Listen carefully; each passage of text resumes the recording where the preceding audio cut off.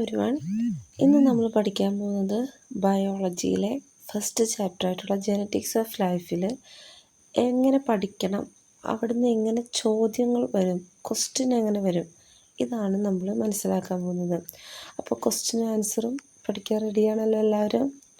Okay, അപ്പോൾ നമുക്ക് പഠിക്കാം. നമുക്കിവിടെ ആദ്യം പഠിക്കാനുള്ളൊരു ഭാഗം എന്ന് പറഞ്ഞു കഴിഞ്ഞാൽ സ്ട്രക്ചർ ഓഫ് DNA. DNAയുടെ structure important, very important structure നമ്മൾ പഠിക്കുക. ഇവിടെ നമുക്ക് നോക്കുമ്പോൾ DNAക്ക് 2 സ്ട്രാൻഡ്സ് ഉണ്ടെന്ന് നമുക്ക് കാണാൻ പറ്റും. 2 സൈഡിലും ഇതാണ് സ്ട്രാൻഡ്സ്. അതുപോലെ തന്നെ നൈട്രജൻ ബേസ് ഉണ്ട്. അപ്പോൾ ഈ ഒരു ഭാഗം ഇത് നമ്മളിങ്ങനെ എടുക്കുകയാണെന്ന് വിചാരിക്കുക. ഇനി നമുക്കൊരു നെക്സ്റ്റ് ക്വസ്റ്റ്യൻ നോക്കാം. What does the picture indicate? ഈ പിക്ചർ എന്തിനെ ഇൻഡിക്കേറ്റ് ചെയ്യുന്നത്? DNA ആണ് അല്ലേ? DNA ആണ്. ഇനി which are the components of its long strand? Long strand എന്ന് ഉദ്ദേശിക്കുന്നത് ഇതാണ് കേട്ടോ, ലോങ് സ്ട്രാൻഡ് എന്ന് ഉദ്ദേശിക്കുന്നത്. ഇത് 2 സ്ട്രാൻഡാണുള്ളത് DNA-ക്കുള്ളത്. അപ്പോൾ അവിടുത്തെ കമ്പോണൻ്റ് എന്ന് പറഞ്ഞാൽ ആരൊക്കെയാണ്? നമ്മുടെ ഫോസ്ഫേറ്റും അതുപോലെ തന്നെ ഡിയോക്സി റൈബോസ് ഷുഗറുമാണ്, ഷുഗർ മോളിക്യൂളാണ്. അപ്പോൾ ഈ 2 കമ്പോണൻസാണ് അവിടെ വരുന്നത്.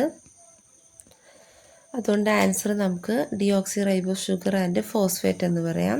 Right the components of rungs. റങ്സിലെ കമ്പോണൻസ് ആരാ? റങ്സിലെന്ന് പറഞ്ഞു കഴിഞ്ഞാൽ പടികൾ പോലെ ഇരിക്കല്ലേ, അത് നമ്മുടെ നൈട്രജൻ ബേസ് ആണ് റങ്സിലുള്ളത്. നൈട്രജൻ ബേസിന് ഇങ്ങനെ പെയർ ചെയ്തിരിക്കുന്ന ഈ പടികൾ പോലെയുള്ളതാണ് കേട്ടോ റങ്സ്. ഓക്കെ, അപ്പോൾ റങ്സിൽ നൈട്രജൻ ബേസാണ് കമ്പോണൻ്റ് ആയിട്ട് വരുന്നത്. അപ്പോൾ എങ്ങനെയെല്ലാം ഈ ഒരു ഭാഗത്തു നിന്ന് ക്വസ്റ്റ്യൻ വരുന്നത് ഇപ്പോൾ കണ്ടല്ലോ. ഇനി നമുക്ക് നെക്സ്റ്റ് ടോപ്പിക്ക് പഠിക്കാം. അപ്പോൾ ഒരു പാർട്ട് പോലും വിട്ട് പോകരുത് കേട്ടോ പഠിക്കുമ്പോൾ. വളരെ ഇമ്പോർട്ടൻ്റ് ആയിട്ടുള്ളൊരു പാർട്ടാണ് പ്രോട്ടീൻ സിന്തസിസ്. ഇവിടുന്ന് ഷുവറായിട്ടും ക്വസ്റ്റ്യൻ വരാറുണ്ട്. അപ്പോൾ പ്രോട്ടീൻ സിന്തസിസ് എന്ന് പറഞ്ഞാൽ 2 പാർട്ടായിട്ട് തിരിച്ചിരിക്കുകയാണ്.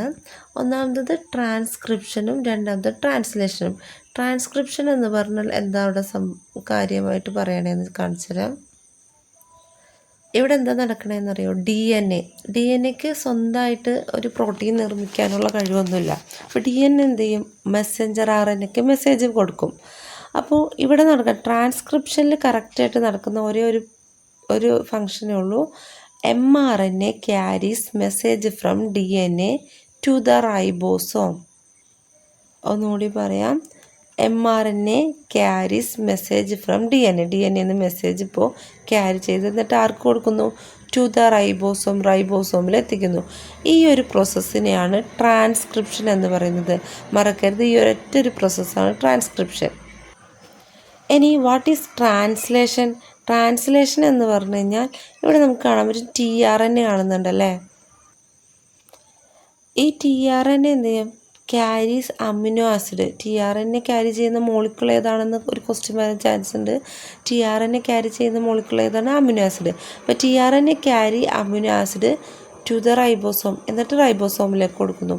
അപ്പോൾ റൈബോസോമിലുള്ള സ്മോൾ r ഇട്ടിട്ട് ഒരു RNA, സ്മോൾ RNA എന്ത് ചെയ്യും? ഇവയെല്ലാം കമ്പൈൻ ചെയ്യും. ഇപ്പം നമുക്ക് കിട്ടിയിട്ടുള്ള ഈ അമിനോ ആസിഡുകളിലെ ഈ ഒരു പിക്ചർ ശ്രദ്ധിക്കുക, ഇതാണ് tRNA. ഈ tRNA അമിനോ ആസിഡുകളെ ക്യാരി ചെയ്തിട്ട് റൈബോസോമിൽ എത്തിക്കുന്നു. അങ്ങനെ എത്തിക്കുന്ന എല്ലാ അമിനോ ആസിഡുകളെ കമ്പൈൻ ചെയ്തിട്ട് മേക്ക് പ്രോട്ടീനാക്കും, അതായത് പ്രോട്ടീൻ ഉണ്ടാക്കും. അതാരാ ചെയ്യണേ? rRNA. ട്രാൻസ്ഫർ RNA എന്നറിയപ്പെടുന്ന tRNA എന്ത് ചെയ്യും? ക്യാരി അമിനോ ആസിഡിനെ RNA എന്നറിയപ്പെടുന്ന tRNA അമിനോ ആസിഡുകളെ ക്യാരി ചെയ്യുന്നു. എന്നിട്ട് ടു ദ റൈബോസോമിൽ എത്തിക്കുന്നു. അവിടെ വെച്ചിട്ട് rRNA എന്ത് ചെയ്യും? കമ്പൈൻ അമിനോ ആസിഡുകളെ കൂട്ടിച്ചേർത്തിട്ട് മേക്ക് പ്രോട്ടീൻ ഉണ്ടാക്കുന്നു. ഈ ഒരു പ്രോസസ്സാണ് ട്രാൻസ്ലേഷൻ. അപ്പോൾ പ്രോസസ്സ് കൺസെപ്റ്റൊക്കെ എല്ലാം ക്ലിയർ ആയെങ്കിൽ നമുക്ക് ഇവിടുന്ന് എങ്ങനെ ക്വസ്റ്റ്യൻ വരാമെന്ന് നോക്കാം. ക്വസ്റ്റ്യൻ വരുന്നത് ഫസ്റ്റ് ക്വസ്റ്റ്യൻ നോക്കി. Analyse the illustration with the help of indicators and answer the question. നമ്മളോട് ഒരു ക്വസ്റ്റ്യൻ ചോദിച്ചിരിക്കുന്നത്, ഈ ക്വസ്റ്റ്യനിൽ പറയുന്നത് what is the role of ribosome in the formation of the molecule Y എന്ന് പറയുന്ന പ്രോട്ടീനാണ്. അപ്പോൾ പ്രോട്ടീൻ ഉണ്ടാവുന്നതിൽ എന്താണ് റൈബോസോമിൻ്റെ ഫങ്ഷൻ എന്ന് ചോദിച്ചു കഴിഞ്ഞാൽ, അല്ലെങ്കിൽ റോൾ എന്താണ്, റൈബോസോമിൻ്റെ റോൾ എന്താണെന്ന് ചോദിച്ചാൽ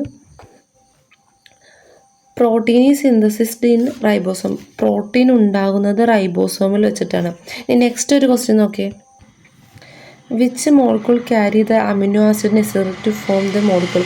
ഏത് മോളിക്യൂളാണ് അമിനോ ആസിഡിനെ ക്യാരി ചെയ്യാൻ ആവശ്യം? നമ്മൾ പഠിച്ചിട്ടുണ്ടല്ലേ, tRNA ആണ് അമിനോ ആസിഡിനെ ക്യാരി ചെയ്യുന്നത്. അപ്പോൾ tRNA ആണ് ഇവിടുത്തെ ആൻസറായിട്ട് വരുന്നത്. പഠിച്ചോളൂ. tRNA carries amino acid to ribosome for protein synthesis. ഇനി ഇതേ ഭാഗത്തു നിന്ന് വരുന്ന നെക്സ്റ്റ് ഒരു ക്വസ്റ്റ്യൻ നമുക്ക് നോക്കാം. Molecules that carry tRNA to the ribosome. ഒന്നാമത്തെ ക്വസ്റ്റ്യൻ എന്താ? ഏത് മോളിക്യൂളാണ് നമ്മുടെ tRNA ക്യാരി ചെയ്യണമെന്ന് ചോദിച്ചിരുന്നു. നമുക്കറിയാം tRNA ക്യാരി ചെയ്യുന്ന മോളിക്യൂൾ ഏതാ? അമിനോ ആസിഡ് അല്ലേ, അമിനോ ആസിഡാണ്. പിന്നെ RNA which is part of the ribosome. ഏത് റൈബോസോമിൻ്റെ പാർട്ടായിട്ട് വരുന്ന RNA ഏതാണെന്ന്? അത് നമ്മുടെ rRNA ആണ് റൈബോസോമിൻ്റെ പാർട്ടായിട്ട് വരുന്നത്. ഇനി RNA that carry the message to the ribosome. Message pass ചെയ്യാനുള്ള RNA ഏതാണ്? നമ്മുടെ mRNA, മെസ്സഞ്ചർ RNA ആയിട്ടുള്ള mRNA ആണ് മെസ്സേജ് റൈബോസോമിൽ കൊടുക്കുന്നത്. ആൻസർ എല്ലാം ഞാനിവിടെ കൊടുത്തിട്ടുണ്ട് കേട്ടോ, അപ്പോൾ ഇത് പഠിക്കണം. ഇനി നെക്സ്റ്റ് ഒരു question. Which of the following related to the process of transcription. Transcription എന്ന് പറഞ്ഞാൽ നമുക്കറിയാമല്ലേ, മെസ്സഞ്ചർ RNAക്ക് DNA മെസ്സേജ് കൊടുക്കുന്നതാണ്. DNA മെസ്സഞ്ചർ RNAക്ക് മെസ്സേജ് കൊടുക്കുന്ന പ്രോസസ്സാണ് ട്രാൻസ്ക്രിപ്ഷൻ. അപ്പോൾ അതുകൊണ്ട് ഒന്നാമത്തെ ഇതാണ് അതിലെ കറക്റ്റായിട്ടുള്ള നമ്മുടെ ട്രാൻസ്ക്രിപ്ഷന് റിലേറ്റഡ് ആയിട്ടുള്ളത്.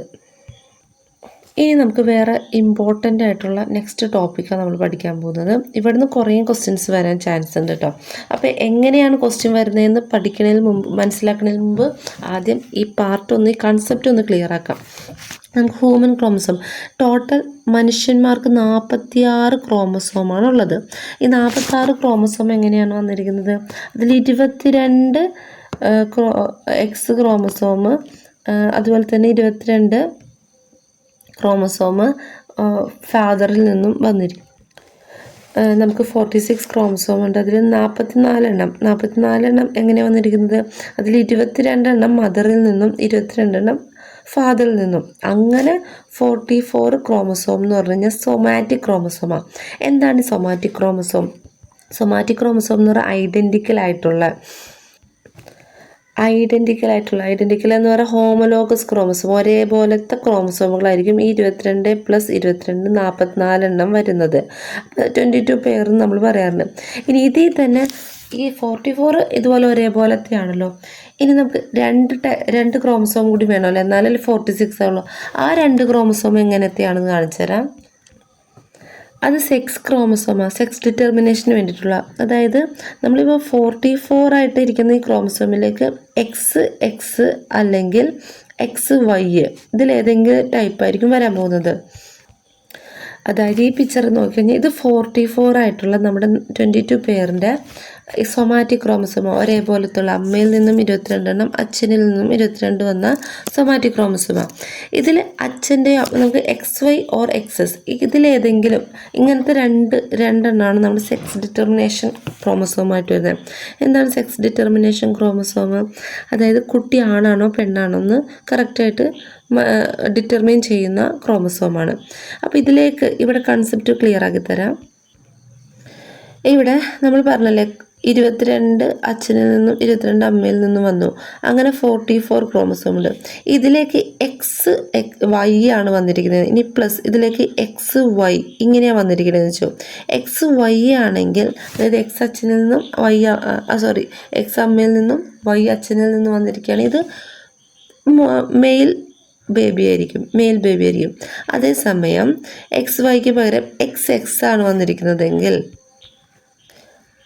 അച്ഛനിൽ നിന്നും X അമ്മയിൽ നിന്നും X അങ്ങനത്തെ XX ആണ് വന്നിരിക്കുന്നതെങ്കിൽ ഇത് ഫീമെയിൽ ബേബി ആയിരിക്കും.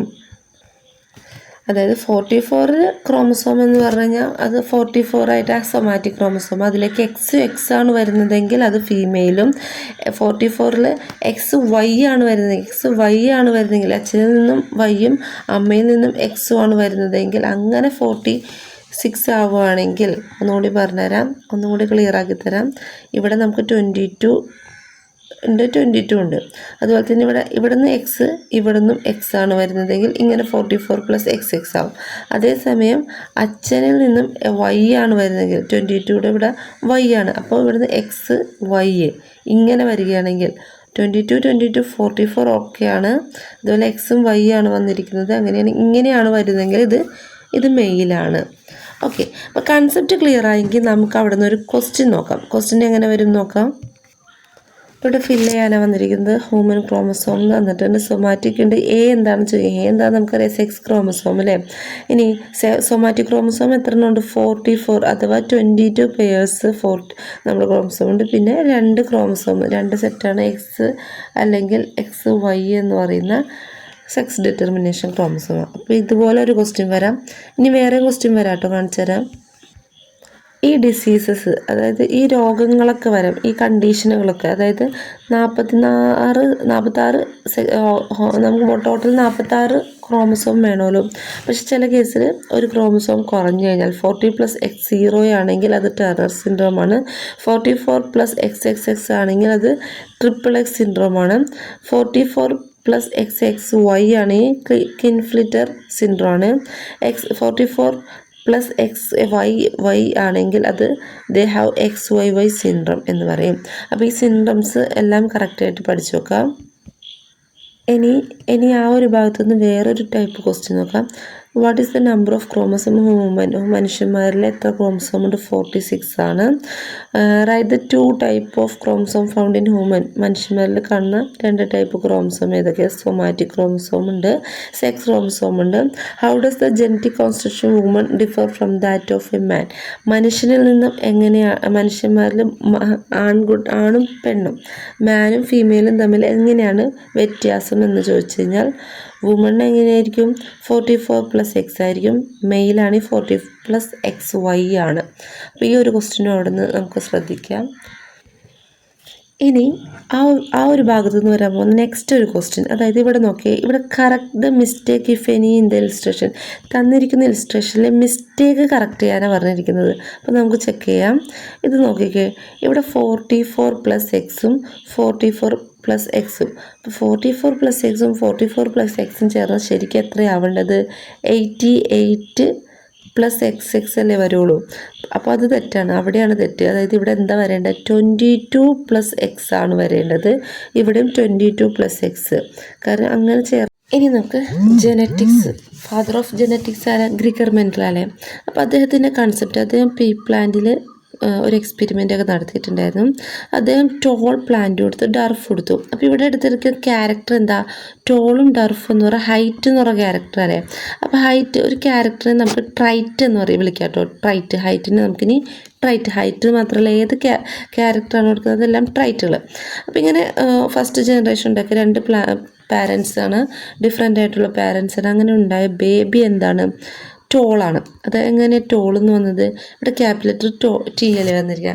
അപ്പോൾ ജെനറ്റിക്സ്, നമ്മുടെ ഫാദർ ഓഫ് ജെനറ്റിക്സ് ആയിട്ടുള്ള ഗ്രിഗർ മെൻഡൽ പറഞ്ഞിട്ടുണ്ട്, അദ്ദേഹം പറഞ്ഞിരിക്കുന്നത് ഒരു ക്യാരക്ടറെ വിസിബിൾ ആവുള്ളൂ, ഒരു ക്യാരക്ടർ ഹൈഡായിട്ട് മാറും. അതായത് ഒരു ക്യാരക്ടർ നമുക്ക് എപ്പോഴും വിസിബിളായിട്ട് വരുള്ളൂ, എക്സ്പ്രസ് ചെയ്യുള്ളൂ. അങ്ങനെ എക്സ്പ്രസ് ചെയ്യുന്ന ക്യാരക്ടറിനെ വിളിക്കുന്ന പേര് ഡൊമിനൻ്റ് ട്രൈറ്റ് എന്നാണ്. Dominant trait. അതേസമയം എക്സ്പ്രസ് ആവാതെ ഹൈഡ് ചെയ്തിരിക്കുന്ന ക്യാരക്ടറുകളെ റിസസീവ് ട്രൈറ്റ് എന്ന് വിളിക്കും. അപ്പോൾ ഇത് F1 ജനറേഷനാണ്. ഇത് F2 ജനറേഷൻ. F2 ജനറേഷൻ എന്താ? F2 എന്ന് പറഞ്ഞു കഴിഞ്ഞാൽ ഇപ്പോൾ കിട്ടിയൊരു ക്യാരക്ടറെ, ഇപ്പോൾ ഉണ്ടായ ഒരു ബേബി, ആ ഒരു പ്ലാന്റ് സ്വന്തം സെൽഫ് പോളിനേഷൻ നടത്തും. അതായത് ആ ഒരു പ്ലാന്റിൽ തന്നെ വേറൊരു ഫ്ലവറുമായിട്ട് പോളിനേഷൻ നടത്തിയിട്ട് പുതിയൊരു ജനറേഷൻ ക്രിയേറ്റ് ചെയ്യണം. അപ്പോൾ സെൽഫ് പോളിനേഷൻ നടത്തിയവരാണ് F2 ജനറേഷൻ. അങ്ങനെ നമ്മൾ F2, അപ്പോൾ ഇവിടെ നോക്കുകയാണെങ്കിൽ ഒരേ ഒരു ക്യാരക്ടറിനെ ബേസ് ചെയ്തിട്ടുള്ള ഹൈറ്റ് എന്ന് പറഞ്ഞ ക്യാരക്ടർ മാത്രമേ യൂസ് ചെയ്തിട്ടുള്ളൂ. അതുകൊണ്ട് ഇത് മോണോ ഹൈബ്രിഡ് ക്രോസ് ആണ് കേട്ടോ. മോണോ ഹൈബ്രിഡ്, ഒരു ക്യാരക്ടർ മാത്രം ബേസ് ചെയ്തുകൊണ്ട്. അതേസമയം നെക്സ്റ്റ് കാണിച്ചു തരാം. ഇവിടെ നോക്കി, ഇവിടെ 2 character, tall and round seed. അതായത് ടോൾ എന്ന് ഉദ്ദേശിക്കുന്ന ഹൈറ്റും, റൗണ്ട് സീഡ് എന്ന് പറയുക സീഡിൻ്റെ ഷേപ്പ്. അപ്പോൾ ഷേപ്പും ഹൈറ്റും അങ്ങനെ 2 ക്യാരക്ടറുണ്ട്. ഇത് ഡൈ ഹൈബ്രിഡ് ക്രോസ് എന്നറിയപ്പെടും കേട്ടോ, ഡൈ ഹൈബ്രിഡ് ക്രോസ്. അപ്പോൾ ഇവിടെ നിങ്ങൾ നോക്കിക്കഴിഞ്ഞാൽ ഇവിടെ 2 ക്യാരക്ടർ എടുത്തു അവർ നമ്മൾ. പിന്നെ ഇതെല്ലാം ഓരോ ജീനുകളാണ്. ഒരു ജീനിൽ എപ്പോഴും 2 അലീൽസ് ഉണ്ടാവുമെന്നാണ് നമ്മുടെ ഗ്രിഗർ മെൻഡലിൻ്റെ തിയറി അനുസരിച്ച് പറയുന്നത്. അപ്പോൾ ഗ്രിഗർ മെൻഡൽ പറയുന്നത് ഒരു ജീനിൽ 2 അലീൽസ് ഉണ്ടാവും എന്ന് പറയണേ. അപ്പോൾ different forms of genes are called alleles എന്ന് പറഞ്ഞാൽ ജീനിൻ്റെ ഡിഫറെൻറ്റ് ഫോംസിനെയാണ് പറയുന്നത്. അതിൽ തന്നെ 2 അലീൽസ്, ഇപ്പോൾ ക്യാപിറ്റൽ ടിയും ക്യാപിറ്റൽ ആറും കണ്ടോ, അങ്ങനെ 2 അലീൽസാണ് ഉണ്ടാവുകയുള്ളൂ. ഇനി ഇതിൽ തന്നെ ഒബ്സർവബിൾ ആയിട്ടുള്ള ക്യാരക്ടേഴ്സ്, വിസിബിളായിട്ട് നമുക്ക് കാണാൻ പറ്റുന്ന ക്യാരക്ടേഴ്സ്, ഇവിടെ ക്യാപിറ്റൽ ലെറ്ററിൽ കാണുന്നത് ക്യാപിറ്റൽ ടിയും ക്യാപിറ്റൽ ആറും. അപ്പോൾ ഇതാണ് ഇവിടുത്തെ ഒബ്സർവബിൾ ആയിട്ടുള്ള ക്യാരക്ടർ. ഇവരെ നമ്മൾ ഡോമിനൻ്റ് ട്രൈറ്റ് എന്ന് പറയുമല്ലേ, അതേപോലെ തന്നെ ഫീനോടൈപ്പ് എന്ന പേരിലും അറിയപ്പെടും. അപ്പോൾ ഫീനോടൈപ്പ് ആരാണെന്ന് ചോദിച്ചാൽ നമുക്ക് ആ ക്യാപിറ്റൽ ലെറ്ററിൽ കാണാൻ പറ്റുന്ന ഒബ്സർവബിൾ ആയിട്ടുള്ള എക്സ്പ്രസ് ചെയ്ത് വരുന്ന ക്യാരക്ടറാണ്. ഇവിടെ ടോളും ഡർഫും ആണ്, അതാണ് ഫീനോടൈപ്പ്, അതാണ് ഇവിടുത്തെ ഡോമിനൻ്റ് ട്രൈറ്റും. ഇനി അടുത്തതെന്ന് പറഞ്ഞു കഴിഞ്ഞാൽ ജനറ്റിക് കോൺസ്റ്റിറ്റ്യൂഷന് റെസ്പോൺസിബിൾ ആയിട്ടുള്ള, അതായത് ഇവിടെ ഫാക്ടേഴ്സ് ഉണ്ടാവുമല്ലേ, നമുക്കിപ്പോൾ ഇവിടെ ഉണ്ടാകാൻ കാരണമായിട്ടുള്ളത്, ഈ ഒരു പുതിയൊരു ഓഫ്സ്പ്രിങ് ഉണ്ടാവാൻ കാരണമായിട്ടുള്ള ഫാക്ടേഴ്സ്, അത് ക്യാപിറ്റൽ ടിയും ക്യാപിറ്റൽ ആറും സ്മോൾ ടിയും സ്മോൾ ആർ, ഇങ്ങനെ ഉണ്ടാവാൻ കാരണമായിട്ടുള്ള പുതിയ ഈ ഫാക്ടേഴ്സിനെയാണ് നമ്മൾ ജീനോടൈപ്പ് എന്ന് പറയുന്നത്.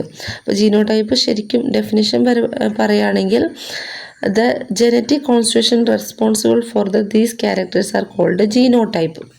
അപ്പോൾ നമുക്ക് ഈ ഒരു ഭാഗത്തു നിന്ന് വരുന്ന കുറച്ച് ക്വസ്റ്റ്യൻസ് നോക്കാം, അപ്പോൾ ഈസി ആവും. ഒന്നാമത്തെ ക്വസ്റ്റ്യൻ നോക്കി, what is the ratio of the plant in second ജനറേഷനിലെ പ്ലാന്റിൻ്റെ റേഷ്യോ നോക്കാൻ പറഞ്ഞിട്ടുണ്ട്. റൗണ്ട് സീഡ് 303 എന്ന് പറഞ്ഞിട്ടുണ്ട്. 303 റിങ്കിൾഡ് സീഡ് എന്ന് പറഞ്ഞു കഴിഞ്ഞാൽ 101 എന്ന് പറഞ്ഞിട്ടുണ്ട്. അപ്പോൾ ഇവിടുത്തെ എപ്പോഴും F2 write the ratio of plants in second generation. Answer 3:1 ആണ് കേട്ടോ. ഇനി illustrate the hybridisation that leads to the formation of first generation ഉണ്ടാകാൻ കാരണമായിട്ടുള്ള ക്യാപിറ്റൽ ആറും സ്മോൾ ആറും തന്നിരിക്കുക. അതായത് ഇവിടെ നമുക്ക് റൗണ്ട് സീഡും റിങ്കിൾഡ് സീഡും ഉണ്ടാവാൻ കാരണമായിട്ടുള്ളത് എങ്ങനെയായിരിക്കും, ഏതൊരു ഹൈബ്രിഡ് ക്രോസ് ആണെന്നാണ് പറയുന്നത്. അപ്പോൾ ക്യാപിറ്റൽ ആറും സ്മോൾ ആറും വരുന്നെങ്കിൽ നമുക്ക് എന്തായാലും മെയിനായിട്ട് ക്യാപിറ്റൽ ആർ ഉണ്ടാവും, സ്മോൾ ആർ ഉണ്ടാവും. ഇത് രണ്ടും കൂടി യോജിക്കുമ്പോഴാണ് നമുക്ക് ക്യാപിറ്റൽ ആറും സ്മോൾ ആറും ഉണ്ടാകുന്നത്. അപ്പോൾ ഇതാണ് ഇവിടുത്തെ പാരൻ്റൽ ക്രോസ് ആയിട്ട് വരുന്നത്, അഥവാ ഹൈബ്രിഡ് ക്രോസ് ആയിട്ട് ഉദ്ദേശിക്കുന്നത് ആ ക്യാപിറ്റൽ ആറും ഇൻറ്റു സ്മോൾ ആർ. ഇനി നെക്സ്റ്റ് ക്വസ്റ്റ്യൻ എന്താ, which is the character not express in the first ജനറേഷനിൽ എക്സ്പ്രസ് ചെയ്യാത്തത് നമുക്ക് എന്തായാലും സ്മോൾ ആറായിട്ട് വരുന്നതായിരിക്കും അല്ലേ. അപ്പോൾ wrinkled seed. Why this character is appeared in the second generation. ഇത് സെക്കൻഡ് ജനറേഷനിൽ വരാൻ കാരണം എന്താണെന്ന് ചോദിക്കാം. Due to the appearance of recessive alleles in the second generation. റിസീവായിട്ടുള്ളത്, അതായത് ഹൈഡായിട്ടുള്ള അലീൽസ് വന്നിരിക്കുന്നത് സെക്കൻഡ് ജനറേഷനിലായതുകൊണ്ടാണ്. ഇനി നമുക്ക് നെക്സ്റ്റ് ഒരു ക്വസ്റ്റ്യൻ നോക്കാം. ഈ ഒരു ഭാഗത്തുനിന്ന് വരും ഈ ഒരു ക്വസ്റ്റ്യൻ ശ്രദ്ധിക്കാം. The genetic constitution of some plants obtained by self pollination of the taller plant with yellow fruit in a hybridisation experiment are given below. Identify the taller plant with yellow fruit. Taller plant with yellow fruit എന്ന് പറയുമ്പോൾ അവിടെ എന്തായാലും express ചെയ്ത character ആയിരിക്കും. ടോളർ T വരാം, yellow എന്ന് ഉദ്ദേശിക്കും capital Y. അപ്പോൾ express ചെയ്ത ക്യാരക്ടറാണ് ചോദിച്ചിരിക്കുന്നത്. അപ്പോൾ ക്യാപിറ്റൽ ടിയും ക്യാപിറ്റൽ വൈയും വരുന്നത് ഏതൊക്കെയാണെന്ന് ഐഡൻറ്റിഫൈ ചെയ്താൽ തന്നെ നമുക്ക് ആൻസർ കിട്ടും. അപ്പോൾ ഇങ്ങനെ 3 എണ്ണമാണ് നമുക്കിവിടെ കിട്ടുന്നത്. അപ്പോൾ ആൻസർ കിട്ടി. എപ്പോഴും ക്യാപിറ്റൽ ലെറ്റർ ആയിരിക്കും മക്കളെ എക്സ്പ്രസ് ചെയ്ത് വരുന്നത് കേട്ടോ. അപ്പോൾ അങ്ങനെ എക്സ്പ്രസ് ചെയ്ത ക്യാരക്ടർ വെച്ച് ഇങ്ങനെ ഐഡൻറ്റിഫൈ ചെയ്യാം. ഈ ഒരു ക്യാരക്ടർ നോക്കാം. A hybridisation by considering the height of the plant and colour of the cotyledon is given below. Dominant character tall and yellow. അപ്പോൾ ഡോമിനൻ്റ് ചെയ്തിരിക്കുന്നത് ടോളും യെല്ലോ ആണെന്ന് തന്നിരിക്കുന്നുണ്ട്. ഇവിടെ ഡോമിനേറ്റ് ഡർഫ് ആൻഡ് ഗ്രീൻ ആണ് ഇവിടുത്തെ റിസസീവ് ക്യാരക്ടർ എന്നും വന്നിരിക്കുന്നുണ്ട്. പിന്നെ ക്വസ്റ്റ്യൻ എങ്ങനെയാണെന്ന് നോക്കാം. Which are the character express in capital T capital Y. അപ്പോൾ ക്യാപിറ്റൽ ടി വൈ എന്ന് പറഞ്ഞു കഴിഞ്ഞാൽ എക്സ്പ്രസ് ചെയ്തിരിക്കുക ടോൾ വിത്ത് യെല്ലോയാണ് tall with yellow. What indicate capital T Y, small T Y. Capital T Y and ഇതെന്താണ് സംഭവം, ഇത് gametes ആണ്. ഒരു പുതിയ ജനറേഷൻ ഉണ്ടാവാൻ കാരണമായിട്ടുള്ള ഗാമേറ്റ്സ് ആണിത്. ഇനി which character express T capital T small T Y capital Y small Y. അപ്പം നമുക്കറിയാം ക്യാപിറ്റൽ ലെറ്റർ വരുന്നതൊക്കെ ടോളും വിത്ത് യെല്ലോ കോട്ടിലിടനുമാണ്. ഇനി റിസസീവ് ആരെ ഇവിടെ നമുക്ക് തന്നിട്ടുണ്ടായി ഡോർഫ് ആൻഡ് ഗ്രീന്. അപ്പോൾ സ്മോൾ ലെറ്ററിൽ വരുന്നത് ഡോർഫ് ആൻഡ് ഗ്രീൻ കോട്ടിലിടനുമാണ്. അപ്പോൾ അത് നമ്മൾ ഓക്കെ ആക്കി. ഇനി ഈ ഒരു ഭാഗത്ത് നിന്ന് വരുന്ന നെക്സ്റ്റ് ഒരു question. The hybridisation experiment carried out by a scientist on garden pea plant how laid the foundation for a few branch of science which has influenced almost every aspect of human life. Who is this scientist? മക്കളെ നമ്മളോട് ചോദിച്ചിരിക്കുന്നത് hybridisation ഈ ഒരു green പ്ലാന്റിൻ്റെ ഈ P പ്ലാന്റിൻ്റെ ഒക്കെ experimentation ചെയ്തിട്ട് നമുക്ക് സയൻസിൽ തന്നെ ഒരു പുതിയൊരു ബ്രാഞ്ച് ഉണ്ടാക്കിയ ഈ ഒരു സയൻറ്റിസ്റ്റ് ആരാണെന്ന് ചോദിക്കുന്നത്. Who is this scientist? Gregor മെൻഡലാണ്. Identify the branch mentioned. അദ്ദേഹം ഉണ്ടാക്കിയെടുത്ത ബ്രാഞ്ച് ഏതാണ്? ജെനറ്റിക്സ് ആണ്. Write down any 2 contribution of the branch of humanity. അതായത് മനുഷ്യന്മാർക്ക് ആവശ്യമായിട്ട് ഈ ഒരു ബ്രാഞ്ചിൽ നിന്ന് എന്തെങ്കിലും കോൺട്രിബ്യൂഷൻ ഉണ്ടോ എന്ന് വെച്ചാൽ ഡയഗ്നോസിസ് ചെയ്യാൻ, production of medicines, food production, ഇങ്ങനത്തെ കാര്യങ്ങൾക്കൊക്കെ ഈ ഒരു ജെനറ്റിക്സ് നമുക്ക് ഹെൽപ്പായിട്ടുണ്ട്. പിന്നെ ഈ ഒരു ഭാഗത്തു നിന്ന് വരാൻ പോകുന്ന നെക്സ്റ്റ് ടൈപ്പ് ക്വസ്റ്റ്യൻ എന്ന് പറയുന്നത് ഇതുപോലെ ഫില്ല് ചെയ്ത് കൊടുക്കാൻ വരാറുണ്ട്. The gametes A and B, അങ്ങനെ ഇത് ഒന്ന് ഫില്ല് ചെയ്ത് കൊടുക്കാനൊക്കെ ചോദിച്ചു കഴിഞ്ഞാൽ കറക്റ്റായിട്ട് എൻ്റെ മക്കൾ ചെയ്യാം. ആൻസർ മിസ് ഇവിടെ തന്നെ കൊടുത്തിട്ടുണ്ട് കേട്ടോ. അപ്പോൾ ആ PDF അതുണ്ട്. നെക്സ്റ്റ് ഒരു question. Select appropriate statement for the following and make definition of gene. ജീനിൻ്റെ ഡെഫിനിഷൻ കറക്റ്റ് ഏതാണെന്ന് നോക്കുക. എന്നിട്ട് ജീൻ്റെ ഡെഫിനിഷൻ എന്നാണ് ചോദിച്ചത്. ജീൻ്റെ ഡെഫിനിഷൻ എന്നാൽ genes are specific part of DNA which are the characters of heredity characters. അപ്പോൾ ജീൻ എന്ന് പറഞ്ഞാൽ നമ്മുടെ സ്പെസിഫിക് ആയിട്ടുള്ള DNA സ്പെസിഫിക് പാർട്ടാണ്. ഇത് നമ്മുടെ ഹെറിഡിറ്റി ക്യാരക്ടർ, നമ്മുടെ പാരമ്പര്യമായിട്ട് നമുക്കൊരു ക്യാരക്ടർ കൊടുക്കുന്നത് ഈ ഒരു ജീൻ കാരണമാണ്. ഇനി നമ്മളോട് ചോദിച്ചിട്ടുണ്ട് ഒബ്സർവ് ദ പിക്ചർ നോക്കിയിട്ട് പറഞ്ഞു why does the picture indicate. ഇത് എന്താണ് ഇൻഡിക്കേറ്റ് ചെയ്യുന്നത്? നമ്മുടെ ക്രോമസോമാണ്. What is its relation to ജീനുമായിട്ട് എന്താ റിലേഷൻ? അപ്പോൾ ഇവിടെ എപ്പോഴും ചോദിക്കുന്ന ഒരു ക്വസ്റ്റ്യനാണിത്. Gene are specific part of DNA. അതെപ്പോഴും ഓർത്തിക്കുക. Genes are specific part of DNAയുടെ സ്പെസിഫിക് പാർട്ടാണ് ജീന്. ഇനി വെരി വെരി ഇമ്പോർട്ടൻറ്റ് ടോപ്പിക്കാണിത്. അതായത് ഗ്രിഗർ മെൻഡൽ പറഞ്ഞിരിക്കുന്നത് എന്താണ്? ഒരു ക്യാരക്ടർ മാത്രം ഡൊമിനേറ്റ് ചെയ്യും, അതായത് എക്സ്പ്രസ് ചെയ്യുന്നു. അപ്പോൾ അദ്ദേഹത്തിൻ്റെ ആ ഒരു കൺസെപ്റ്റ് അല്ലാത്ത പുതിയ കൺസെപ്റ്റുകൾ ഇവിടെ ഉണ്ട്, വേറെ തിയറികളുണ്ട്. അപ്പോൾ ഗ്രിഗർ മെൻഡൽ എടുത്തിട്ടുള്ള തിയറി അല്ലാത്ത നോൺ മെൻ്റലിൻ ഇൻഹെറിറ്റൻസ് എന്ന് പറയുന്നത് ഗ്രിഗർ മെൻഡലിൻ്റെ അല്ലാത്ത തിയറികളാണ്. അപ്പോൾ അതൊന്ന് നമുക്ക് എന്താണെന്ന് നോക്കാം. ഇഫ് എ റെഡ് ഫ്ലവർ, ഇവിടെ എന്താ ഉദ്ദേശിച്ചത്? ഒരു റെഡ് ഫ്ലവറും ഒരു വൈറ്റ് ഫ്ലവറും കൂടി ക്രോസ് ചെയ്ത് കഴിഞ്ഞാൽ നമുക്ക് കിട്ടുന്ന ഒരു പിങ്ക് ഫ്ലവറാണെന്ന് പറയുന്നു. അപ്പോൾ മക്കളെ വൈറ്റിൻ്റെയോ അല്ലെങ്കിൽ റെഡിൻ്റെയോ വൈറ്റിൻ്റെയോ ക്യാരക്ടർ വിസിബിൾ ആയില്ല. അപ്പോൾ എക്സ്പ്രസ് ആയിട്ടില്ല, ഒന്നും ഡൊമിനേറ്റ് ചെയ്തിട്ടില്ല. അപ്പോൾ ഡൊമിനേറ്റ് ചെയ്യാത്തത് കൊണ്ട് നമുക്ക് എന്ത് പറയാം? ഇൻകംപ്ലീറ്റ് ഡൊമിനൻസ് എന്നാണ് ഈ ഒരു ക്യാരക്ടർ പറയുന്നത്. ഇവിടെ 2 ക്യാരക്ടറും ഡൊമിനേറ്റ് ചെയ്തില്ല, അതുകൊണ്ട് ഇൻകംപ്ലീറ്റ് ഡൊമിനൻസ്. അതേസമയം ഈ ഒരു കൗവിനെ നമ്മൾ നോക്കുകയാണെങ്കിൽ roan coat pattern found on some cattle and horse. ഈ ഒരു ഷേപ്പിൽ നമുക്ക് ഈ ഒരു കളർ കോമ്പിനേഷനിൽ ഹോഴ്സിനെയും കാണാം, കൗവിനെയും കാണാം അല്ലേ. അപ്പോൾ ഇവിടെ നിങ്ങൾ നോക്കുകയാണെങ്കിൽ ഇവിടെ ഈ ഒരു ബ്രൗൺ കളർ ആയിട്ടുള്ള ഒരു ബ്രൗൺ കളറിലുള്ള ഒരു കൗവും ഒരു വൈറ്റ് കളറിലുള്ള ഒരു കവും, അങ്ങനെയാണ് 2 പാരൻസ്. അവരുടെ ഓഫ്സ്പ്രിങ് ഇങ്ങനത്തെ ഒരു മിക്സ്ഡ് ആയിട്ട് വരുന്നത്, 2 കളറും മിക്സ്ഡ് ആയിട്ടുള്ള ഒരു കവാണ് കിട്ടുന്നത്. അപ്പോൾ ഇവിടെ 2 ക്യാരക്ടറും ഡോമിനേറ്റ് ചെയ്യുന്നുണ്ട്. ഇവരെ നമുക്ക് കോ ഡൊമിനൻസ് എന്ന് വിളിക്കാം. Both allele exhibit their trait and the same time. ഒരേ ടൈമിൽ തന്നെ 2 അലീലും നമുക്ക് എക്സിബിറ്റ് ആയിട്ടുണ്ട്, എക്സ്പ്രസ് ചെയ്തിട്ടുണ്ട് അല്ലേ. അപ്പോൾ 2 ക്യാരക്ടറും എക്സ്പ്രസ് ആയതുകൊണ്ട് ഇതിനെ കോ ഡൊമിനൻസ് എന്ന് വിളിക്കാം. ഇത് ഇമ്പോർട്ടൻ്റ് ആണ്. ഇനി ഗ്രിഗർ മെൻഡൽ പറഞ്ഞിരിക്കുന്നത് ഒരു ജീനിൽ 2 അലീൽസ് എന്ന് പറയുന്നത്. പക്ഷെ നമ്മുടെ ബ്ലഡ് ഗ്രൂപ്പിൽ നോക്കിയാൽ there are alleles IA, IB and I, അങ്ങനെ 3 അലീൽസ്, നമുക്ക് 3 അലീൽസ് കാണാൻ പറ്റില്ല. ഇവിടെ 3 അലീൽസ് കാണാൻ പറ്റും. അതുകൊണ്ട് ഇവരെ മൾട്ടിപ്പിൾ അലലിസം എന്നാണ് വിളിക്കുന്നത്, 3 അലീൽസ് ഉള്ളതുകൊണ്ട്. ഇനി സ്കിൻ കളറിലേക്ക് നോക്കി, more than 1 gene control the colour of the skin. ഒരുപാട് ജീനുകളാണ് നമ്മുടെ സ്കിൻ കളറിനെ കൺട്രോൾ ചെയ്യുന്നത്. അപ്പോൾ ഒരുപാട് ജീനുകൾ വരുന്നുണ്ട്. മെനി എന്നർത്ഥം വരുന്നത് പോളിജെനറ്റിക് ഇൻഹെറിറ്റൻസ് ആണ് കേട്ടോ ഇവിടെ വരുന്നത്. അപ്പോൾ ഇത് 4 പഠിച്ചു വെക്കാം. ഇനി നമുക്ക് എങ്ങനെയാണ് ഒരു ക്യാരക്ടർ കിട്ടുന്നത്? നമുക്ക് അച്ഛൻ്റെ അമ്മയുടെയൊക്കെ ഒരു ക്യാരക്ടർ എങ്ങനെയാണ് കിട്ടുന്നതെന്ന് ചോദിച്ചാൽ 2 മെത്തേഡിലൂടെയാണ്. ഒന്ന് ക്രോസിങ് ഓവർ ഓഫ് ക്രോമസോമിൻ്റെ ക്രോസിങ് ഓവറിലൂടെയും കിട്ടുന്നുണ്ട്.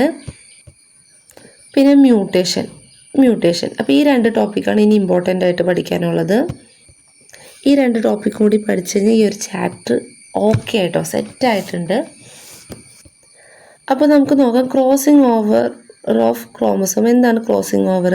അതായത് ഞാൻ പറഞ്ഞിട്ടുണ്ടായിരുന്നത് സൊമാറ്റിക് ക്രോമസോം, അതായത് അച്ഛൻ്റെ ഒരു ക്രോമസോം, അമ്മയുടെ ഒരു ക്രോമസോം, അങ്ങനെ 2 ഡിഫറെൻ്റ് ആയിട്ടുള്ള 2 ക്രോമസോം അങ്ങനെ ചേരുന്നു.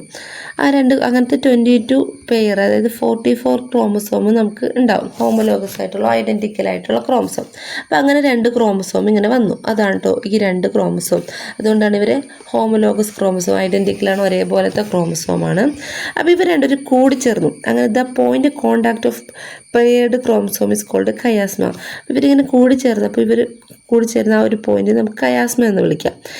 അങ്ങനെ കൂടിച്ചേർന്ന് 3 ബ്രേക്ക് ഡൗൺ നടക്കും. അതായത് മക്കളെ, ബ്രേക്ക് ഡൗൺ എങ്ങനെ നടക്കും? നമ്മുടെ 2 ക്രോമസോമിൻ്റെയും ഒരു എൻഡ് പോർഷനിൽ നിന്ന് ഒന്ന് കട്ടാവും. ഇവിടെ നിന്ന് ഇങ്ങനെ കട്ടാവാൻ ചാൻസ് ഉണ്ട്. അങ്ങനെ കട്ടായിട്ട് എന്താ സംഭവിക്കുന്നത്? ഒരു റീകോമ്പിനേഷൻ നടക്കും. അതായത് ഈ ഒരു പാർട്ടിൻ്റെ പകുതി ഭാഗം ഇവിടെയും ചേരും, ഇതിൻ്റെ പകുതി പാർട്ട് ഇവിടെ വരും. അങ്ങനെ ആ കട്ടായ ഭാഗം അങ്ങോട്ടും ഇങ്ങോട്ടും എക്സ്ചേഞ്ച് ചെയ്യും. This exchange cause recombination of alleles. ഈ ഒരു എക്സ്ചേഞ്ചിലൂടെ റീകോമ്പിനേഷൻ നടക്കും, അലീലുകളുടെ റീകോമ്പിനേഷൻ നടക്കും, അങ്ങോട്ടും ഇങ്ങോട്ടും എക്സ്ചേഞ്ച് ചെയ്ത്. അങ്ങനെ റീകോമ്പിനേഷൻ നടക്കുന്നതിലൂടെ നമുക്ക് പുതിയ ക്യാരക്ടർ അവിടെ അപ്പിയർ ആവും. ഓഫ്സ്പ്രിങ്ങിന് ന്യൂ ട്രൈറ്റ് കിട്ടും, ന്യൂ ക്യാരക്ടർ കിട്ടും. ട്രൈറ്റ് മീൻസ് ക്യാരക്ടർ, ട്രൈറ്റ് കിട്ടും. അങ്ങനെയാണ് ഈ ഒരു മെത്തേഡിലൂടെ ബേബിക്ക് പുതിയ ക്യാരക്ടറുകൾ എക്സ്പ്രസ് ആവുന്നത്. അപ്പോൾ ക്രോസിങ് ഓവർ ഓഫ് ക്രോമസോം എന്ന് പറഞ്ഞാൽ ഇമ്പോർട്ടൻ്റ് ആയിട്ടുള്ള ടോപ്പിക്ക് ഇവിടെ വരുന്നത്. ആദ്യം എന്ത് ചെയ്യും? ഐഡൻറ്റിക്കൽ ആയിട്ടുള്ള ഹോമോലോഗസ് ക്രോമസോം വരുന്നു. അവർ ഒന്ന് ജോയിൻ ആവും, ഒരു പോയിന്റിൽ ജോയിൻ ആവും, കയാസ്മൽ ജോയിൻ ആവും. എന്നിട്ട് ഒരു ബ്രേക്ക് ഡൗൺ നടക്കുന്നു. ബ്രേക്ക് ഡൗൺ നടന്നിട്ട് 2 ക്രോമസോം എക്സ്ചേഞ്ച് ചെയ്യും. അവരൊരു ബ്രേക്ക് ഡൗൺ ആയ സെഗ്മെൻറ്റുകളെ എക്സ്ചേഞ്ച് ചെയ്തിട്ട് ഒരു റീകോമ്പിനേഷൻ നടത്തുന്നു. ഇത് ഇങ്ങനെ ഒരു ക്യാരക്ടർ കിട്ടും. ഇനി മ്യൂട്ടേഷൻ എന്താണെന്ന് നോക്കാം. മ്യൂട്ടേഷൻ എന്താണെന്ന് നോക്കാൻ വരുന്നതിന് മുമ്പ് നമുക്ക് ഈ ഒരു ഭാഗത്ത് നിന്ന് വരുന്ന ക്വസ്റ്റ്യൻ ഒന്ന് നോക്കാം. Analyse the illustration below and answer the question. What does illustration indicate? ഇവിടെ എന്താണ്, ഏത് ഇലിസ്ട്രേഷനാണ് ഇൻഡിക്കേറ്റ് ചെയ്യുന്നതെന്ന് വെച്ചാൽ നമുക്ക് ഈ പിക്ചർ കണ്ടാൽ തന്നെ അറിയാലോ ഇത് ആരാണ്? ക്രോസിങ് ഓവർ ഓഫ് ക്രോമസോമാണ്. ക്രോസിങ് ഓവർ ഓഫ് ക്രോമസോമാണെന്ന് എഴുതി കൊടുക്കാം. What is the significant of this process? ഈ പ്രോസസ്സിൻ്റെ സിഗ്നിഫിക്കൻ്റ് എന്താ? ഇത് എന്താണെന്നാണ് ശരിക്കും മീൻ ചെയ്യേണ്ടത്. അപ്പോൾ നമുക്ക് എഴുതുക cause difference in gene distribution lead to new character in offspring. അപ്പോൾ ജീൻ ഡിസ്ട്രിബ്യൂഷനിലൂടെ ജീൻ ഡിസ്ട്രിബ്യൂഷൻ്റെ ഡിഫറൻസ് എന്താവും? ന്യൂ ക്യാരക്ടർ ഓഫ്സ്പ്രിങ്ങിന് കൊടുക്കാൻ കാരണമാകും. അപ്പോൾ ഇതാണ് ഇവിടുത്തെ ഈ ചാപ്റ്ററിലെ ഏറ്റവും ലാസ്റ്റ് ടോപ്പിക്കാണ് മ്യൂട്ടേഷൻ. മ്യൂട്ടേഷൻ എന്ന് പറഞ്ഞാൽ എന്താ? പെട്ടെന്നുണ്ടാകുന്ന സഡൻ ഹെറിറ്റബിൾ ചേഞ്ചിനെയാണ് കേട്ടോ. സഡൻ ഹെറിറ്റബിൾ ചേഞ്ചിനെയാണ് മ്യൂട്ടേഷൻ എന്ന് പറയുന്നത്. അതായത് നമ്മുടെ DNA അടിപൊളിയായിട്ട് ഇങ്ങനെ ഇരിക്കുകയായിരിക്കും, പെട്ടെന്ന് ഒരു ചേഞ്ച് വന്നു. നമ്മുടെ അഡിനിൻ തൈമിനും ചേഞ്ചും ഒക്കെ മുകളിലായിരുന്ന തൈമിൻ പെട്ടെന്ന് താഴെയായിട്ട് മാറി. അപ്പോൾ ഇതുപോലെ പെട്ടെന്ന് ഇങ്ങനെ ചേഞ്ച് ഉണ്ടാകുന്നതിനെയാണ് മ്യൂട്ടേഷൻ എന്ന് പറയുന്നത്. ഇതുകൊണ്ട് നമ്മുടെ ക്യാരക്ടറിലും ചേഞ്ചുകൾ വരും. അപ്പോൾ പുതിയൊരു ഓഫ്സ്പ്രിങ്ങിന് പുതിയൊരു ക്യാരക്ടർ വരാൻ കാരണമായിട്ടുള്ള നെക്സ്റ്റ് മെത്തേഡാണ് മ്യൂട്ടേഷൻ. അപ്പോൾ ഇവിടുന്ന് എങ്ങനെ ക്വസ്റ്റ്യൻ വരാമെന്ന് കാണിച്ചു തരാം. നമുക്കിത് sudden change in genetic makeup of the organism and the transfer of it to the next generation can lead to variation in character. നമുക്ക് പല ക്യാരക്ടേഴ്സ് നെക്സ്റ്റ് ജനറേഷനിലേക്ക് ട്രാൻസ്ഫർ ചെയ്യാൻ വേണ്ടിയിട്ട് നമ്മുടെ ജനറ്റിക് മേക്കപ്പിൽ പെട്ടെന്ന് സഡനായിട്ടൊരു ചേഞ്ചൊക്കെ വരും എന്ന് പറയുന്നുണ്ട്. എന്നിട്ട് ക്വസ്റ്റ്യൻ ചോദിക്കുകയാണ്, by what name are these changing notes? ഈ ചേഞ്ചിന് എന്ത് പേരിട്ടാണ് വിളിക്കണതെന്ന് ചോദിക്കുന്നുണ്ട്. മ്യൂട്ടേഷൻ എന്നാണ് വിളിക്കുന്നത്. ഇതിന് write any 2 reason for such change. ഈ ചേഞ്ചിന് കാരണമായിട്ടുള്ള 2 റീസണുകൾ പറയാൻ പറഞ്ഞിട്ടുണ്ട്.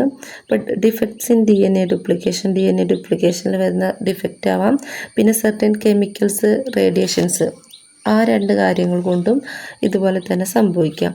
അപ്പോൾ നമ്മുടെ ഈ ചാപ്റ്റർ ഓൾമോസ്റ്റ് കംപ്ലീറ്റ് ആയിട്ടുണ്ട്. ഞാൻ എല്ലാ ടോപ്പിക്കും ഇവിടെ കവർ ചെയ്തിട്ടുണ്ട്. അപ്പോൾ ഇത്രയും നിങ്ങൾ പഠിച്ചു കഴിഞ്ഞാൽ തന്നെ നിങ്ങൾക്ക് ഈ ഒരു ചാപ്റ്ററിൽ നിന്ന് വരുന്ന എല്ലാ ക്വസ്റ്റ്യനും ആൻസർ ചെയ്യാൻ പറ്റും കേട്ടോ. പിന്നെ ഞാൻ പഠിപ്പിച്ചത് എങ്ങനെയാണ്, ഓരോ ഭാഗത്തു നിന്നും ഈ ഒരു ചാപ്റ്ററിലെ ഓരോ ഭാഗത്തു നിന്നും ഏതൊക്കെ ഭാഗങ്ങൾ പഠിക്കണം, പഠിച്ചു കഴിഞ്ഞിട്ട് അവിടെ നിന്ന് എങ്ങനെ ക്വസ്റ്റ്യൻ വരും, അങ്ങനെയാണ് ഞാൻ പോയിക്കൊണ്ടിരിക്കുന്നത്. അപ്പോൾ നിങ്ങൾ ഈ ഓരോ ടോപ്പിക്കുകൾ കറക്റ്റായിട്ട് പഠിക്കുകയാണെങ്കിൽ ആ ഭാഗത്തു നിന്ന് ഏത് ക്വസ്റ്റ്യൻ വന്നാലും, ഇപ്പോൾ ക്വസ്റ്റ്യൻ വരുന്ന മെത്തേഡും മനസ്സിലായല്ലോ. അപ്പോൾ ഏത് ക്വസ്റ്റ്യൻ വന്നാലും എൻ്റെ മക്കൾക്ക് നല്ല രീതിയിൽ തന്നെ ആൻസർ ചെയ്യാൻ പറ്റും കേട്ടോ. അപ്പോൾ ഈ ഒരു PDF ഞാൻ ഗ്രൂപ്പിൽ അയച്ചിരുന്നുണ്ട്. അപ്പോൾ നിങ്ങൾ നല്ല രീതിയിൽ തന്നെ പഠിക്കുക, നല്ല മാർക്ക് സ്കോർ ചെയ്യുക, നിങ്ങളെക്കൊണ്ട് പറ്റും കേട്ടോ.